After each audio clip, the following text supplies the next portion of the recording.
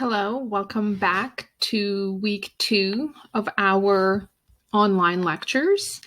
I hope that, these videos, I know you're supposed to watch them as if you would be watching them as if you are in class in person, but I hope that they at least provide you with something to do in case you find yourself being bored or feeling bored.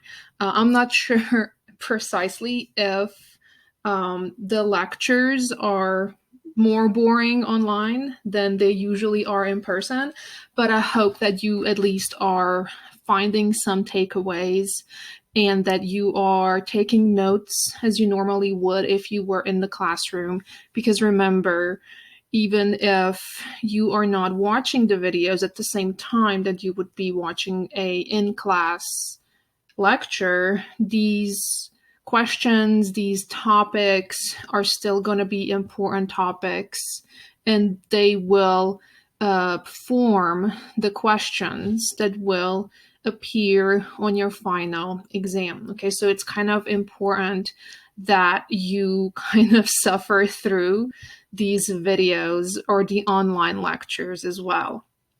And last week, we have wrapped up the story of medieval ages, and today we're going to move on to a entirely new or at least different time period. So we've learned from last week that during the Middle Ages, life or people were facing their lives with uncertainties. So we've seen that there were clashes in papal power. We've seen that there were crusades. We've seen that there was a Black Plague. We've seen that there was war, 100 Years' War, right? The peasant insurrections, all kind of seemingly shaking up and shaping up, if you will, a European society, and kind of impacting lives of everybody, regardless of the social status. So the rich or the poor, nobody was immune from the disturbances within the system. But at the same time, that countries in Northern Europe, so in France and Great Britain or England, at the same time that these two in the north were facing challenges of the 100 Years' War, a very different kind of a tide, if you will, was sweeping across the southern Europe, and particularly in the Italian cities. And Italian artists will kind of start to come up with or create this new styles of paintings. Writers will start to come up with different kinds of literary forms. Also, professors, teachers, intellectuals were coming up with new theories, new ways to interpret Christianity, new ways to interpret the science altogether, to kind of clash with the scholastics of the medieval ages. So they would found new philosophies and kind of create new ideas of what the purpose of human life is. That's going to be separate from being obsessed with religion and all things related to the ecclesiastical, like it was the case in the medieval ages.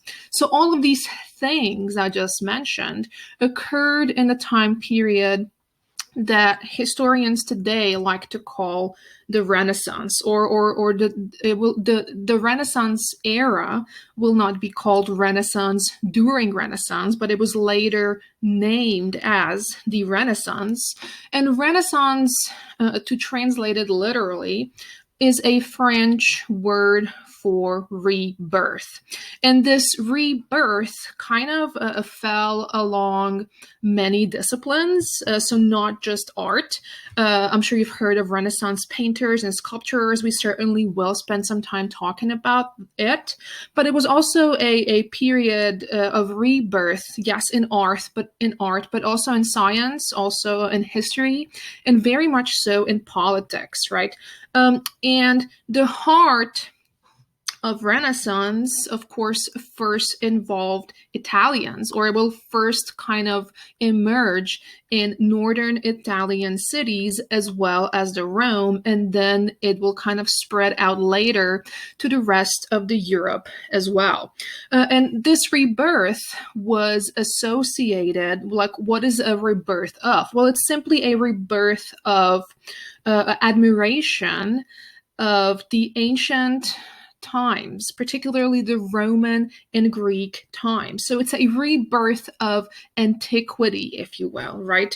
And also not just early Rome and early Greece, but also rebirth of the very early Christian fathers, including the Saint Peter, including Jesus Christ, right? So it was a blend of admiration for antiquity as well as blending the themes of Christianity as well.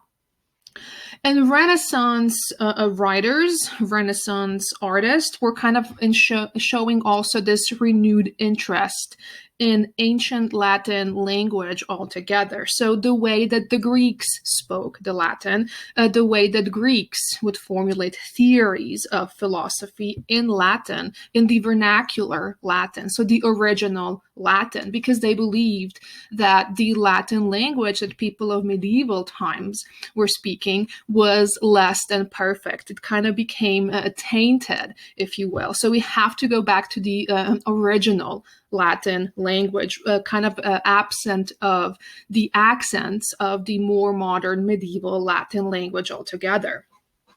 And so the Renaissance influencers or the Renaissance agents of influence kind of felt that these ancient writers of Rome and Greece actually reached a level of perfection in their work. And that is something that needs to be emulated. So we, the Renaissance artists, painters, writers, we need to replicate the same kind of style that was lost in the medieval ages. And we need to make the old popular again, right? So Renaissance is actually more than just simply a time period, right? A time period between precisely 1350 and 1550. So from 14th through 16th century. So it's not just a period. It was actually a whole a movement that will challenge or change art, that will change politics, that will change philosophy, and it will span into two centuries. And perhaps the best way to think of the Renaissance is to think of an era of rapid transitions. So again, a rediscovery and renewed admiration of classical texts. So experimenting with different art forms, transforming the arts, transforming the culture in Italy in particular, but also transformation of the government, because as we will see on our lecture on next time, various provinces in Italy during the Renaissance, they will actually abandon warfare and they will adapt or adopt a more coherent forms of government, and they will kind of reinvent themselves they will start to replicate even the Greek city-states. And so they will form as the different Italian city-states. The Renaissance has also given us some of the greatest art, greatest architecture that are still recognizable today. It has given us a modern political theory. That's a very important feature of Renaissance. It also provided us with the basis for modern science. And so the Renaissance, we can kind of conclude, was a movement that kind of stressed the ideas, yes, of the classical world, but it was a period kind of with which we can argue that the medieval era ended, and it kind of heralded the start of the modern age of Europe. Okay, so this week we will look at Renaissance through the lens of philosophy, or also through the lens of intellectual changes. Also, we will introduce the kinds of changes in arts that occurred, so changes in the culture. And then in our next lecture, we will observe Renaissance through the lens of the politics, or through the lens of political structures that changed in Italy. And then also we will look at different places to which Renaissance was exported after it was booming in Italy as well. But before we do any of this, we will answer the question of why Italy, right? How did political and economical system look like in Italy with the coming of the Renaissance? So what were the conditions in Italy that will kind of shape the coming of the Renaissance? Because like we said, it started in Italy first. So what were the conditions like for the rebirth of Renaissance in Italy? Why was it Italy? Well, it was because Italy is literally the midpoint, or it's literally located in the center of the Mediterranean Sea. It will act as this a point of connection between every single port in the Mediterranean Sea with the markets of the East. So Italian sailors and Italian merchants, they will establish themselves as the main traders in the area.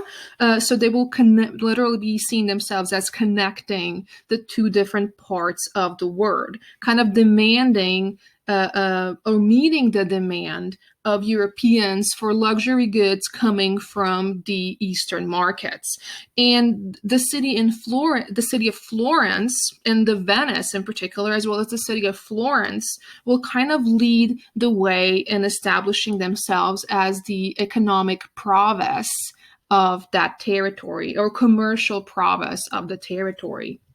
And since the 11th century, both Florence and Venice will establish this a large, vast network of different cities who were also located near water, including Pisa, Genoa, also Naples, and of course Rome, right? That kind of will be connecting the rest of the Italy, but also Europe as well, with all the goods imported from the East. And these cities will grow wealthy, buying and selling all of the sorts of goods throughout Europe and Mediterranean, anything from a grain, anything from a cloth, weapons, even wine, right, spices from the Eastern markets, you name it. They were the traders of everything. So it was a very merchant-based society in Italy at the time. And merchants from Florence were in interesting position because they were so wealthy, and they will start to invest money. They will start to acquire even a control of the papal banking system. So they will kind of gain the access to papal treasury as well in the early 14th century. So wealthy families of Florence, they will kind of begin to, we can say, dominate the banking system in Europe altogether. And they would establish numerous bank counters like the one that you see on your slide. In these banks, they would do things like exchange different currencies. So they will introduce the exchange currency system, or they would start to hold deposits for other merchants and hold deposits for all these wealthy entrepreneurs living in Europe at the time. And they kind of, by doing this, we can say that they kind of invented the modern banking system by holding deposits, by producing the exchange system for other currencies of Europe. And for a period of time, in 14th century, the money of Florence, the so-called florins, were accepted throughout Europe as this standard currency. And kind of Florence will essentially become the banking capital of Europe in 14th, 15th, and 16th centuries. So the wealthy bankers would provide loans, and they would kind of provide investments and money exchanges to the wide European consumers. And even if you remember, we talked about the Black Plague. It was kind of raging during that time in the 14th century as well. So even during the Black Plague, the population was devastated, but the economic structure in Florence, the banks in the city, they kind of predominantly, or they kind of remained stable. And the city actually was able to pick itself up again because it had a strong economic basis. And there was a lot of money already residing in Florence. So it was kind of not really touched by plague in terms of how much money it was really lost. And as a consequence, we can argue that it was true. This was also true of earlier civilizations as well. It seems as though if a certain civilization becomes wealthy or kind of encounters the great economic prosperity, then it turns out that its cultural life, its arts, its sciences, its intellectual life will also flourish as well. We've seen how that has played out in, for instance, ancient Egypt. We've seen that during the great times of prosperity, the greatest pyramids were built as well.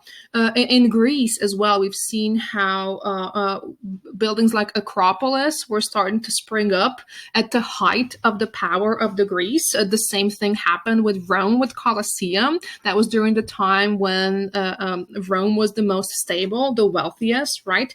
Well, in the same way, the Renaissance, or the Florence and other Italian cities, they were no exception, right?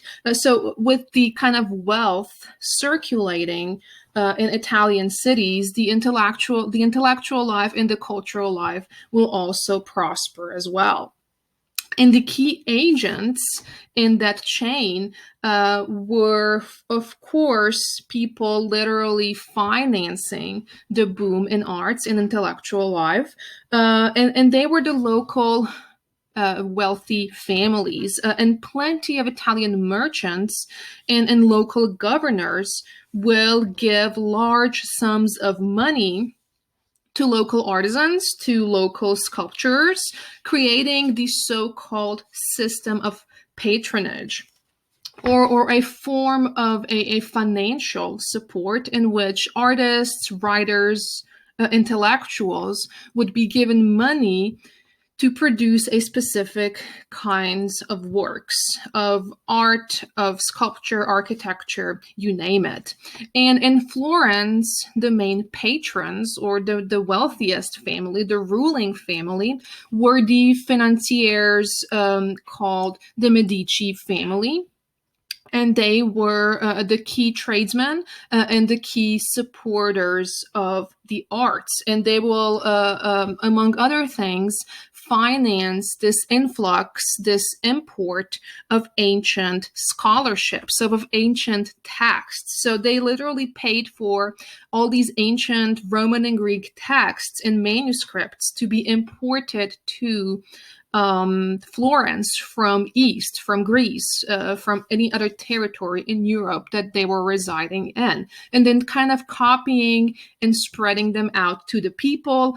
And with that, literally, by doing so, by financing the importation of these ancient books, they were really starting to shape up a new intellectual movement. So, next thing we're going to look at is how did this new intellectual movement associated with Renaissance look like? What was it all about? So what was the intellectual or philosophical underpinning or the base of the Renaissance, right? Well, it kind of the answer is the philosophy of humanism. Okay, so this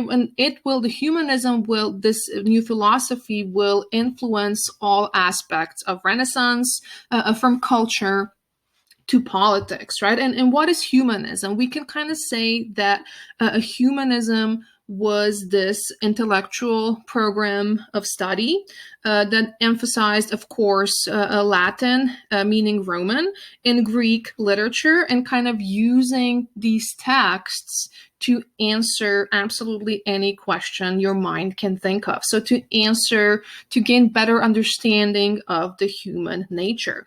Very important to remember about humanism is that it was a direct response or the direct attack of the medieval intellectual movement we've learned about last week called scholasticism, right? So scholasticism, a way of study in medieval ages, remember, perfected by Thomas Aquinas, who he will kind of seek to, if you remember, apply rules of logic and then rules of reason to all of the important questions. And humanists will criticize Aquinas. Humanists will criticize scholastics at universities and churches. And they will criticize them because they will say, well, you guys pretty much have the a monopoly of the intellectual thought. Number one, you are kind of keeping all the knowledge in this ivory tower, and no one else has an access to it. That's number one criticism. But number two criticism, more importantly, they were attacking the humanists were attacking the way in which scholastics were answering questions. And they would say, the humanists would say, well, you scholastics, you're asking questions that are too abstract, okay?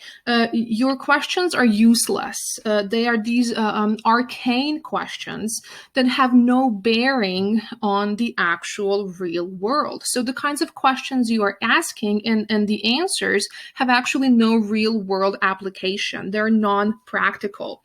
And humanists, they will not try to answer questions like, okay, how, if I prove that the God is real, okay, now so what, right? So Aquinas was trying to prove that the God was real by using reason and logic. And humanists will say, well, you prove the God is real, and, now what? Like, what do you do with this sort of information, right?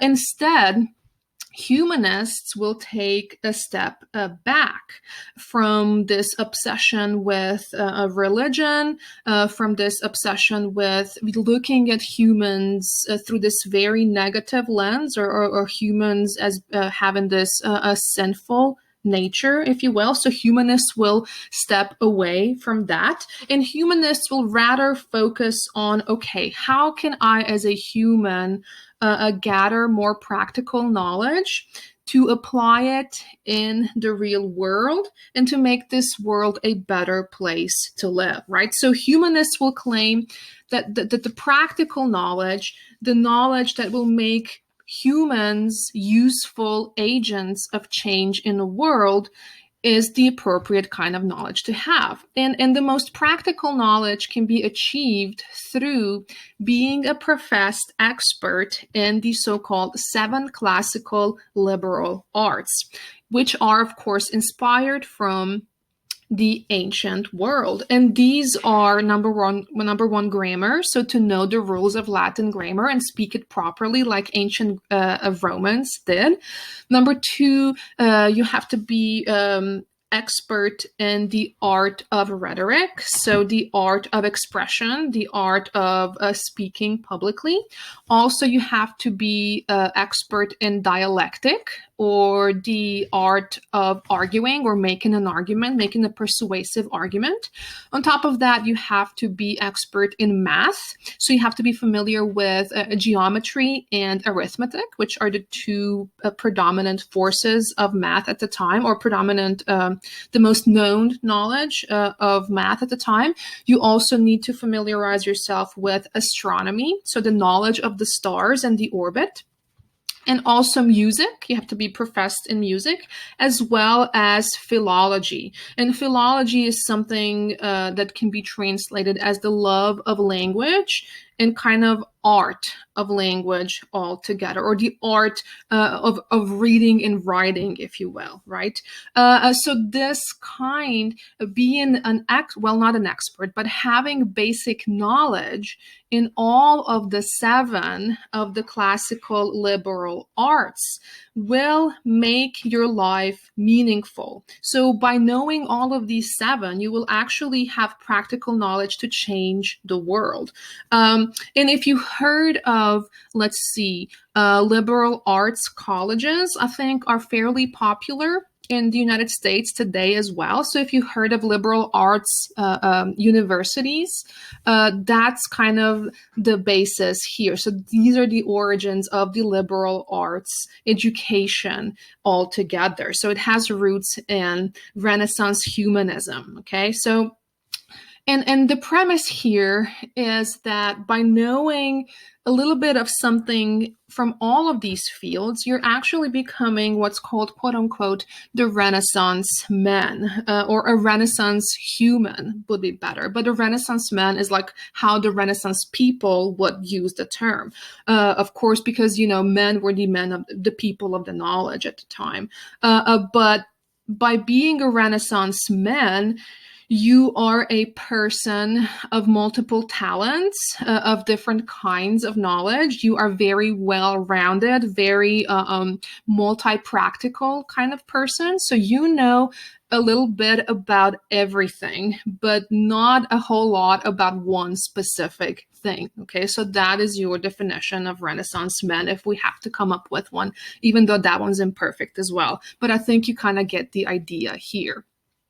So humanism is about, applying the knowledge to maximize the human experience in the world, and not in the afterlife, like medieval scholastics and medieval people altogether were focused on. On top of all of this, humanists also abandoned the scholastic view that, human nature is bad, sinful, tainted, and just negative.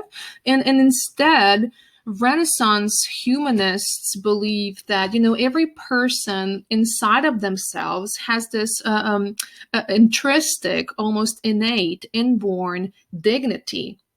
Individual can be approved or actually improved, that you can improve your life circumstances not through praying and not through a confession, but through education. You can improve your circumstances. You can become a better person not by praying, but by simply knowing more, because we are not, humanists will say, we are not creatures dominated or guided by sins like scholastics and Christianity tell us, but we are rather dominated by the power of individual free will to kind of make ourselves useful in life, right?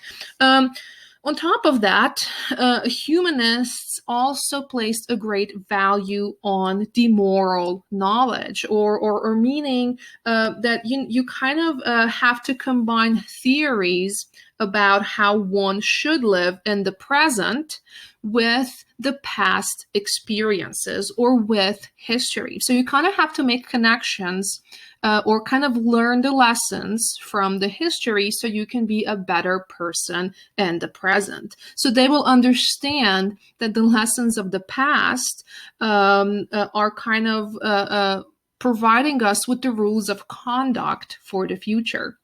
Which is why a lot of the Renaissance writers, which you will read as a primary sources for this week, will make continuous references to the ancient Greek and Roman leaders. And they would say, okay, this is what they've done wrong, and here is how we can improve it. Okay, so even though I admire Caesar as a ruler, he is this example, but here are the lessons I can learn from Caesar, so I can make other rulers or future rulers better rulers. Here are the lessons taken from the way Caesar ruled the government, if you will, right? So to reevaluate all of this, or to kind of put it in a more simple bullet points, here are the values of humanism. Okay, so number one, we said prioritizing education, prioritizing practical knowledge, being sufficient and efficient at 7 liberal art fields, right? If you are familiar with all the 7, if you are kind of have bases in all of the 7, there is literally no limits on the things that you can accomplish. So that's what the humanist will say.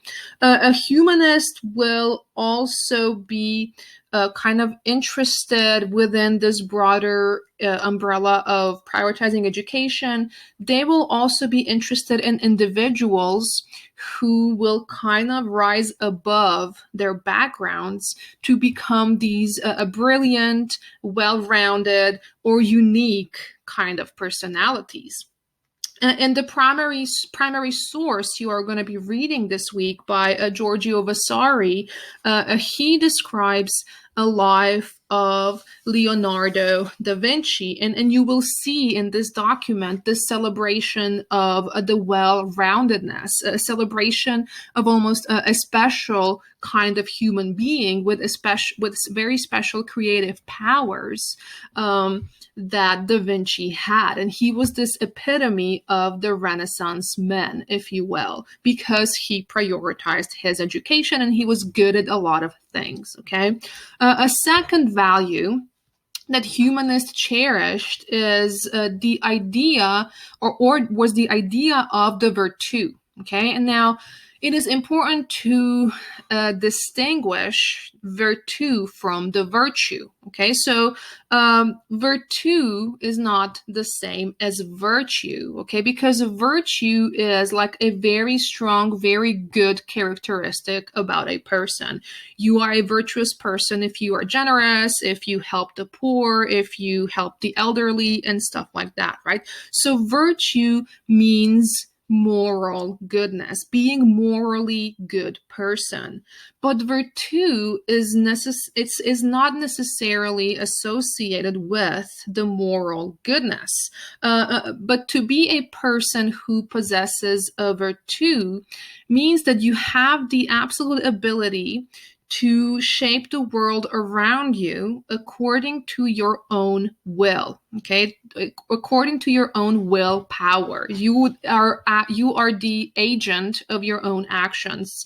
To have a virtue means you have control over your circumstances, right? So achievement of virtue or the power of the exercise over person's own free will is something that's going to be very celebrated among the humanist writers.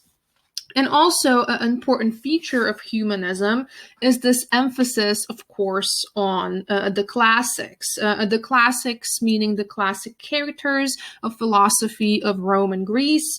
And actually, in all of your primary sources this week, you will see, like I told you, authors constantly mentioning ancient figures, ancient people like Lycurgus of Sparta, Spartan lawmaker, the Roman generals and leaders of the past. So they were kind of observing and admiring them, and they were saying, okay, what lessons can we draw from their experiences? What methods that they used can we replicate in our own society, but also what can we seek to stay away from because it was a bad consequence?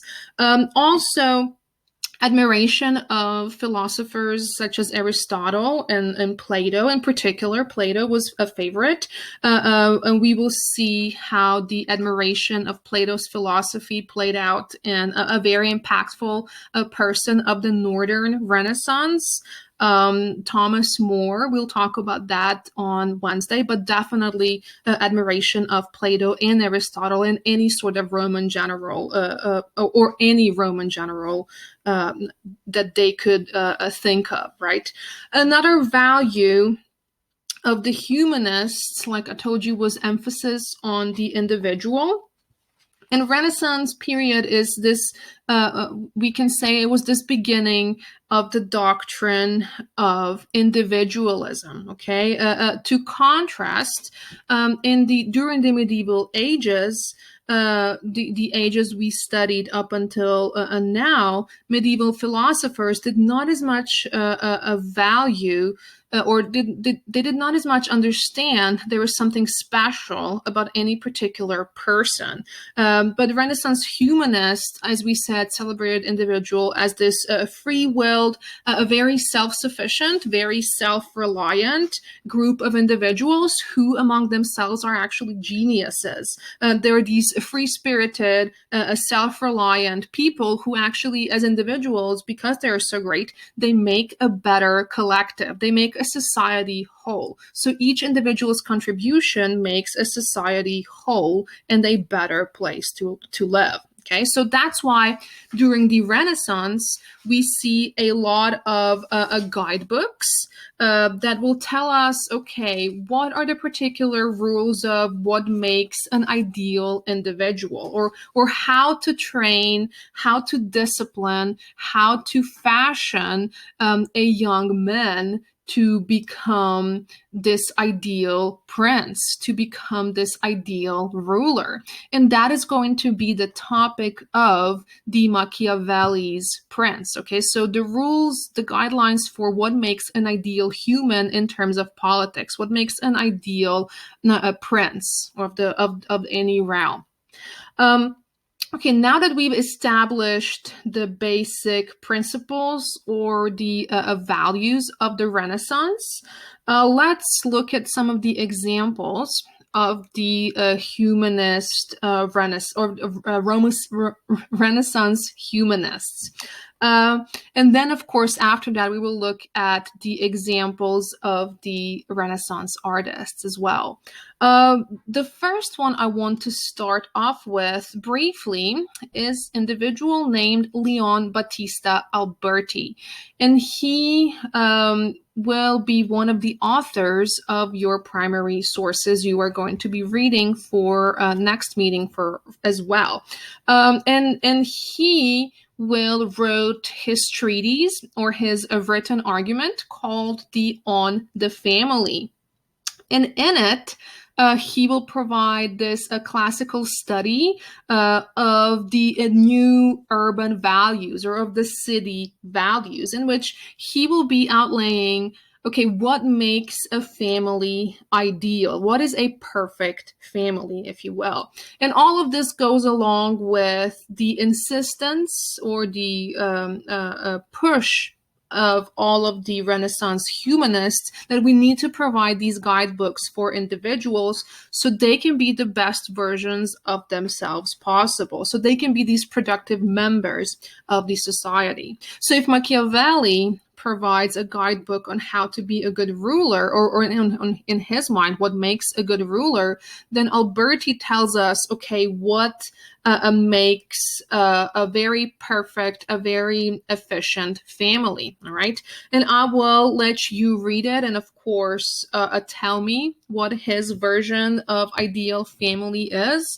But overall, he envisioned a family as this unit that is particularly thrifty, particularly kind of prudent, and he will also provide arguments or thoughts on what the ideal child rearing is, or how one is supposed to raise a child properly, as well as what constitutes an ideal wife, or what makes a woman an ideal wife material, I guess, if you will, right? What is the ideal wife within the family nucleus? And interestingly, he does not tell us what ideal husband is, but what ideal wife is. Anyways, one of the first, among other examples of Renaissance humanists, another person worthy of our attention is, of course, a person called Francesco Petrarca.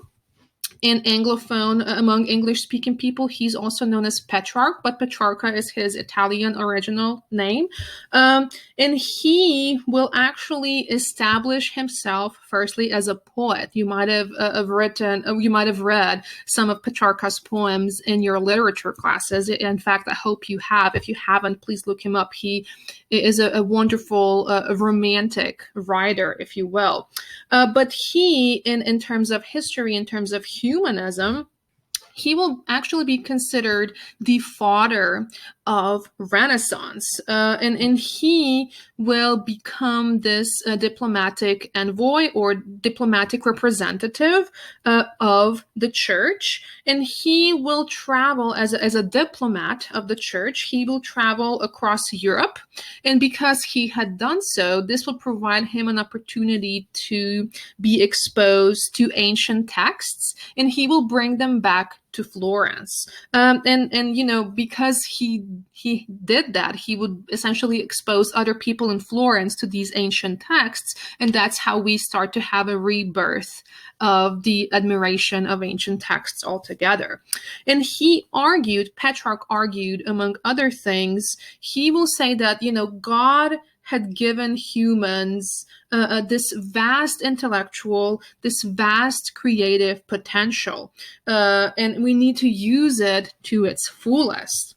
And it is because of this, Petrarch argued, or Petrarca argued, just like any Renaissance humanist after him will argue as well, is that he believed that, you know, the studying and applying of these classical lessons from Greece, of lessons from Rome, through doing those things, we can actually improve the lives of the contemporaries, the lives of the currently people who are currently living, right? So he was also infatuated with the classics, and he'd always look for ways to kind of make them popular again, if you will. And he will do so by writing works in which he will imagine that he is in this dialogue with these ancient figures, and he would like literally write them letters. And here is an excerpt from the letters to posterity, in which he is having this hypothetical, imagined conversation with Cicero. And Cicero, you might remember him, he was one of the Rome's greatest orators or public speakers of the ancient Rome. And here is how he expressed his admiration for Cicero, or for the ancient Rome. He said, "Among the many subjects that interested me, I dwelt especially upon antiquity, for our own age has always repelled me, so that had it not been for the love of those dear to me, I should have preferred to have been born in any other period than my own. You lived then, Cicero, if I may be permitted to say it, like a mere man, but spoke like an orator, wrote like a philosopher. It was your life that I criticized, not your mind. Not your tongue, for the one fills me with admiration, the other with amazement. I ridicule in you nothing at all. Your talents and your eloquence call for nothing but congratulation. O father of great Roman eloquence," right? So here is a guy who kind of thought he was born in the wrong place at the wrong time.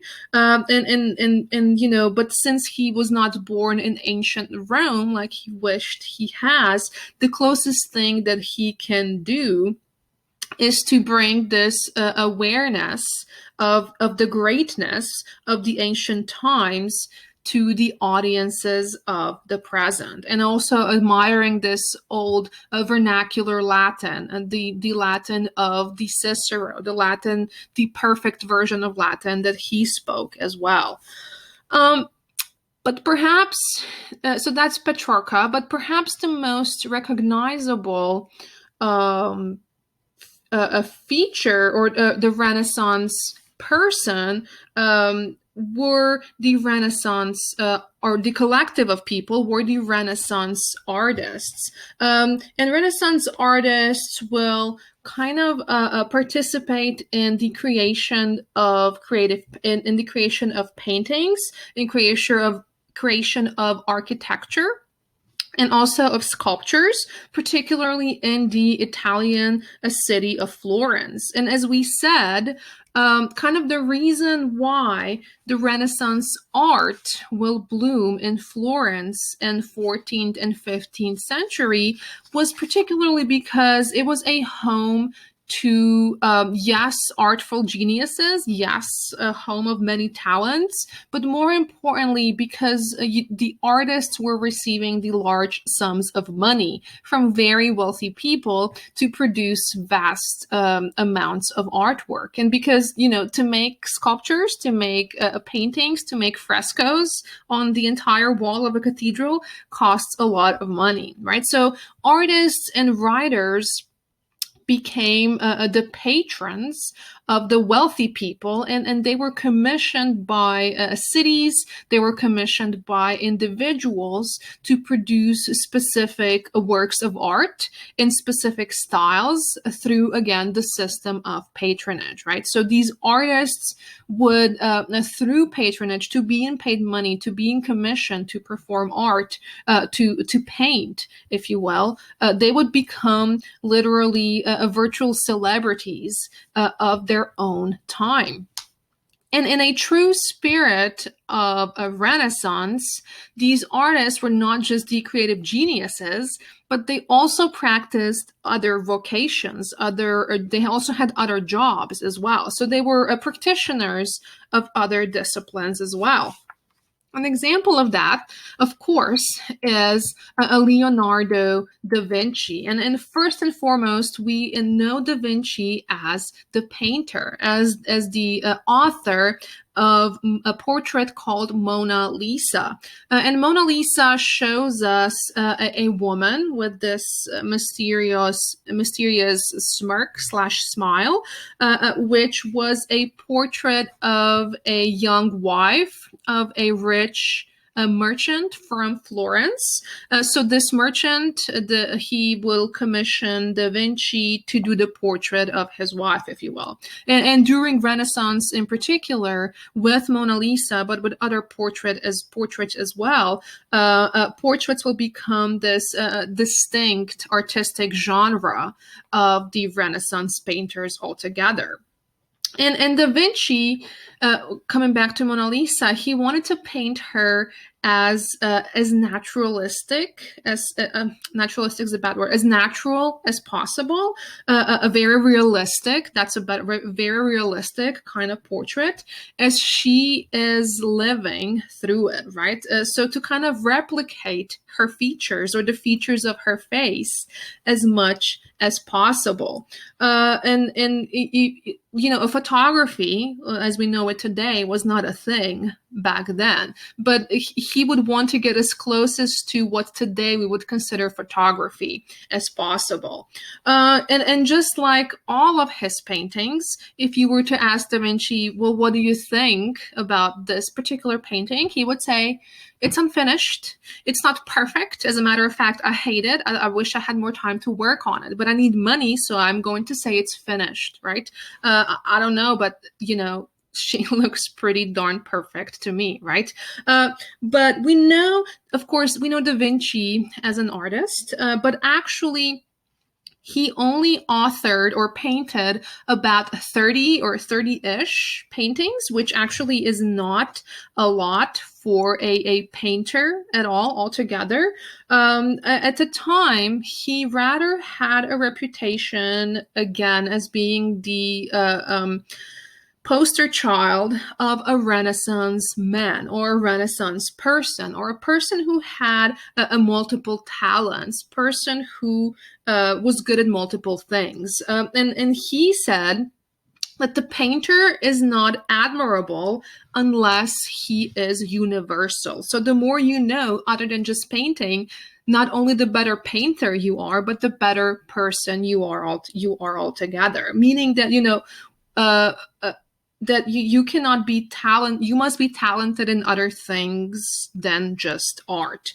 And he was obsessed with knowing the ins and outs of a human body, or how does the human body work in the first place. So he will draw literally anything he could see with his eyes, including dead bodies. He would go and he would study them and make sketches of them. He would study the muscles. He would perform autopsies when the authorities would permit him, right? So he on top of those things, in wanting to learn the ins and outs of human body, he was also very proficient at arithmetic, with numbers, with shapes, and geometry as well. So he which is why how he will or which is how he will become to create this sketch on your slide called the Vitruvian Men. And in this sketch, Da Vinci shows to us how he understood the human body. And we see that he's trying to make correlations between the ideal human proportions, because as you see, he's painting this really muscular kind of looking guy. This is, I guess, if you were to ask him, what does a perfect man look like? He would say, this is like as perfect as we can get him, right?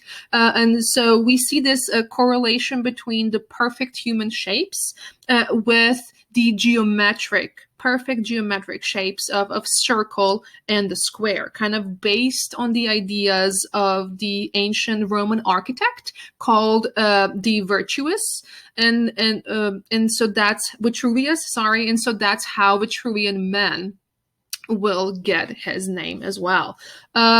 And he, aside from Mona Lisa and Vitruvian Men, perhaps his most famous works, he, as a true Renaissance man, he also drew sketches of many of the inventions, some of which will later be taken by others to construct things like a parachute. So he will be the first one to draw an actual sketch of a parachute. Things like helicopters, things like tanks that will, like this is a sketch and this is a model of Da Vinci's version of what a army tank should look like. And he will also draw sketches of machine guns and other kinds of weapons as well. And so the inventors of these things in the future, so the inventors of helicopters, the inventors of parachutes, the inventors of tanks and many machine guns, they would take the sketches of Da Vinci and they would kind of make improvements and come up with an actual helicopter, come up with an actual tank, and to base their defense systems of future states, right? So they would rely on Da Vinci's drawings to kind of make their contributions in the defense system in the future, right? So that's how even though Da Vinci did not live up to see the inventions, or he himself did not invent these material objectification of helicopter or parachute or a tank, he indeed was to kind of first come up with those ideas, if nothing else, right? Next, we cannot discuss Renaissance or Italian Renaissance without discussing another painter called Michelangelo. And just like all Renaissance artists, Michelangelo also was working based on the commissions from wealthy patrons, so from people who would sponsor his work. And he was very talented both as a painter but also as a sculptor. And just like Da Vinci before him, he was also obsessed with perfect symmetry, with perfect body shapes, with almost Greek style, if you remember sculptures, Greek style perfect symmetry. And he was trying to portray on his paintings and on his sculptures things to be as realistic and as perfect as possible. And his probably most famous painting definitely was the biblical scenes from the Sistine Chapel in Rome. And there is no picture that I can take off internet and put it on the slide to show you just how truly magnificent this or his work is. So this is what you see on the slide is totally not doing him justice by any means. But he nevertheless was commissioned by Pope Julius II in 1508 to paint scenes from the Bible to kind of decorate the walls of the Sistine Chapel. And it took Michelangelo and his assistants as well. He did not work alone because that's a lot of wall to cover. It took him and his assistants about 4 years to complete the work that he was commissioned for.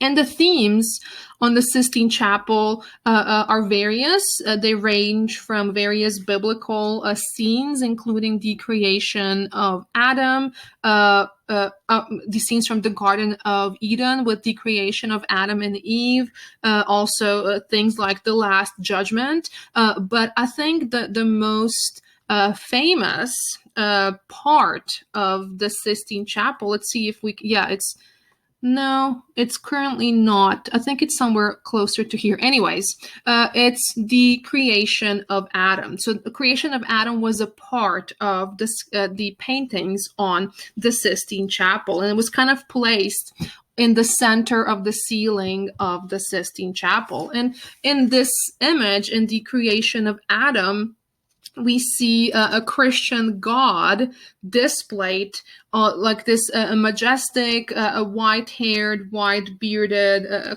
guy who kind of reaches his finger to touch Adam. And by doing this, by almost nearly reaching his finger, he is almost trying to tell us that the God is sharing the godly perfection with a human, and he kind of shares his divine presence and majesty with this frail looking, pale kind of, or I don't know, confused looking guy on the other side, meaning Adam, right? So we can say that this perhaps is, his most famous painting, but he was equally known, Michelangelo was equally known for his amazing sculptures. And when he was 26, he was commissioned by the city of Florence to produce a statue of David. And the statue was displayed on the main square in the city of Florence. And it took him about 3 years to finish that as well. And so why David? Why was David a motive of his inspiration? Why was David a motive of this sculpture? Well, David, according to the Hebrew Bible, according to the Old Testament, David was the king of Israel. And David, according to the story, he encounters himself in the battle. And his challenger is the Goliath. And Goliath is this a biblical giant, or a giant figure, allegedly from the Philistine or the Palestine, right? And so David finds himself in combat with the Goliath. And Goliath, who is a giant, he naturally is taller. He has a large armor and shields all around him. But nevertheless, we know that David is the victor. David is the one who defeated this large creature, large protected giant creature. And ever since this biblical battle between David and Goliath, it kind of became a symbol of the fact that, the underdogs can also carry the victory. So a person who goes into combat, who does not appear as strong as the challenger, also stands a chance of winning. So the weaker, the underdog opponent can still defeat the stronger adversary. And that's how that's why people of Florence and Michelangelo himself will find an inspiration in David, because as a statue, David kind of became to symbolize the city of Florence, kind of standing up to this larger, this more powerful enemy. And we will see when we come back on our next online lecture. This was created in a time when Florence was at war with other Italian city-states, and it was also threatened by foreign powers of Europe. So Florence saw herself as this vulnerable city, and this was something that David was something intended to give hope to the Florentines, as well as the person in control of the Florence at the time, right? So to kind of remind them that even though we are the underdogs, we still can win the battle overall, right? So Michelangelo and Da Vinci are the two, we can argue that's subjective, most popular Renaissance artists. And there were many others besides those two kind of decorating the entire city of Florence, but also decorating, as we've seen with the Sistine Chapel, the city of Rome as well. And they were kind of a lot of them were commissioned by the Pope himself to decorate the city of Rome in particular. And here is just to show you the layout of the main square in Vatican, the residence of the Pope, the main square in Rome. And so this is something that's called the St. Peter's Square in Rome. So this is St. Peter's Basilica, okay? And the Sistine Chapel is right here, okay? And then here, this a building with the greenish looking roof. This actually is a papal apartments, or the papal residence. This is where Pope eats and sleeps, okay? And at the same time, that this is how it looks today. It kind of largely is still, the structure is still the same as it was during the Renaissance, but this definitely is a modern aerial view of it, right? But at the same time that Michelangelo was painting the ceiling of the Sistine Chapel right here, just a couple of doors down, in the papal residence called the Apostolic Palace, so the place where Pope eats and sleep. The Pope at the time, again, still Julius II, he will commission another painter, my arguably most favorite painter of the Renaissance era, named Raphael, and the Pope will commission Raphael to paint the walls in the room that originally was the Pope's library. Okay, so Raphael will be asked to paint the library, and here is what the Raphael came up with. He, if we were to look at 4 walls that Raphael painted in the library, and the thing that Raphael was paying homage to or paying respect to, we would find a 4 branches of the human knowledge that Raphael cherished. First of them was the philosophy, or having to do with things of this world, if you will. And philosophy at the time also meant what we now call the sciences, or the natural sciences.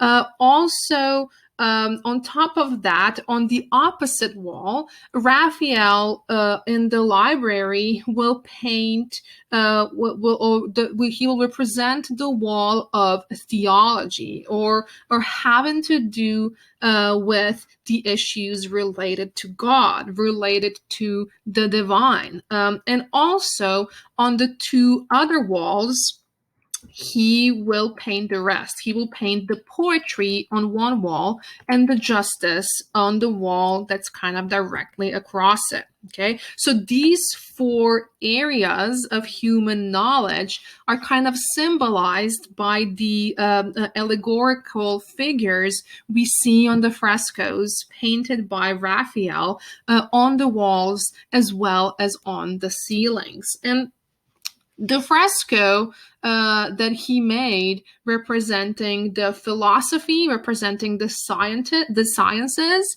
is my a personal favorite, and you've seen this before if you've been to my classroom. So this painting is called The School of Athens, and I've shown you this picture way back when we talked about the Aristotle and Plato in the context of ancient Greek philosophy.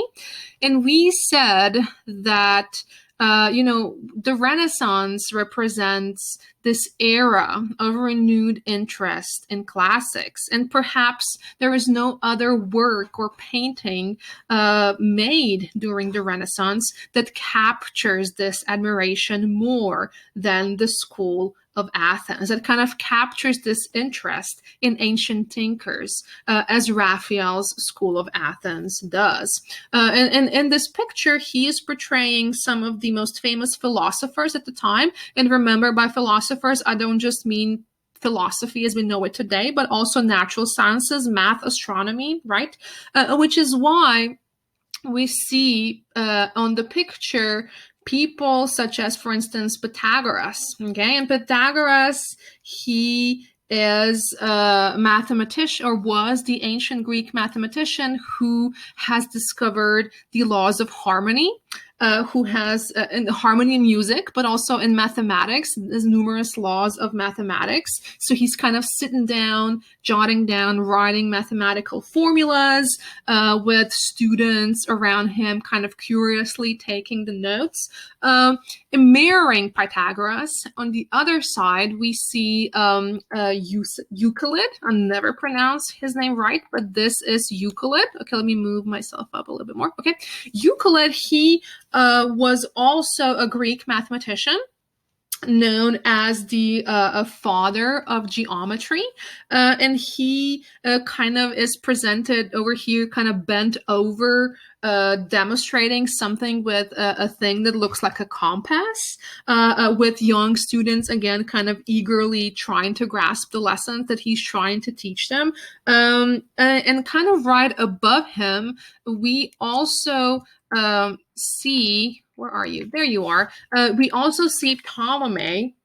And Ptolemy is a ancient Greek, was an ancient Greek astronomer.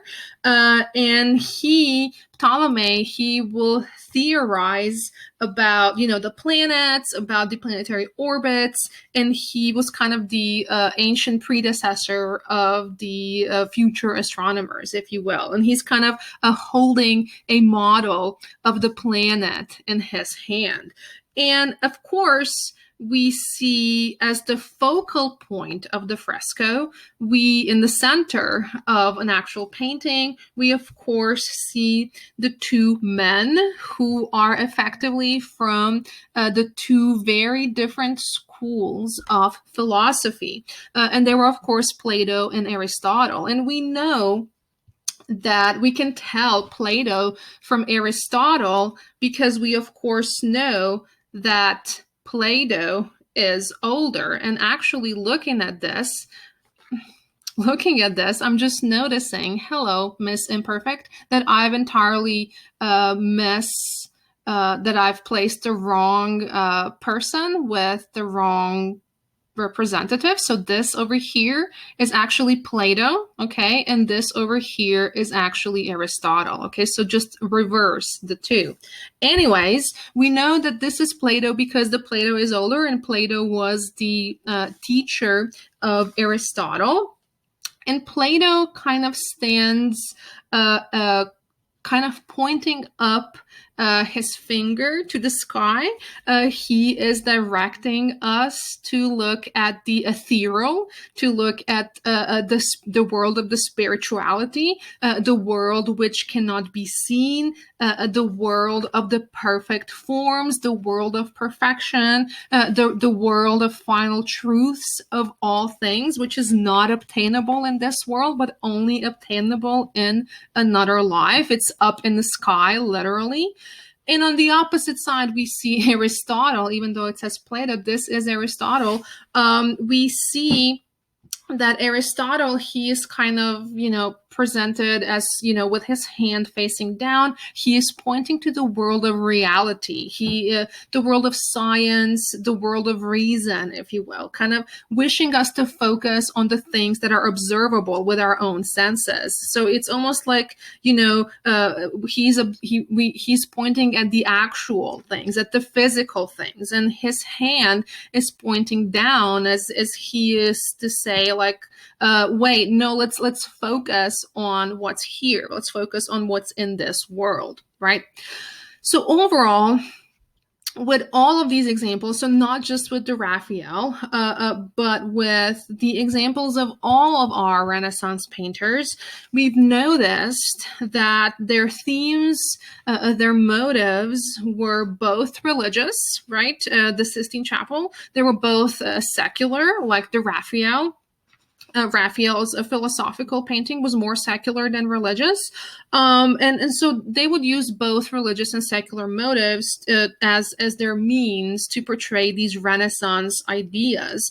But at the end of the day, whether the motive was secular or religious, there was this overarching theme of all of the Renaissance makers, all of the artists, all of the influencers, and that was to kind of generally showcase and to kind of celebrate the humanity, or kind of replicating through the painting the philosophies of the Renaissance humanists and the values of Renaissance humanists we spoke about earlier during the lecture, right? So the painters and the sculptors like Michelangelo, like David, like Raphael, they kind of did more than just decorate these buildings and churches to just kind of celebrate the beauty of spiritual life, right? We can also see that they were actually kind of expressing the ideas or the aspirations of the society in which they lived at the time. So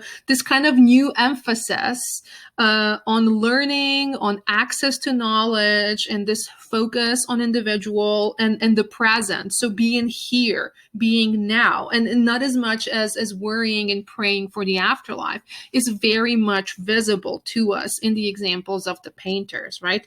And they kind of emphasized, the painters and sculptors of Renaissance, they kind of emphasized this great human potential and kind of a potential of humanity to grow and to achieve perfection. And that's something that's going to inspire the enlightened philosophers of the later centuries. If you take 102, you will spend a great deal talking about the enlightened thinkers. So they will kind of also be inspired by achieving the human perfection. And that certainly is an idea taken from the Renaissance, both the painters and the writers and everybody else in between. Okay, so this wraps up our story about Renaissance in terms of intellectual history and in terms of cultural history and art. Okay, so when we come back on next lecture, we will study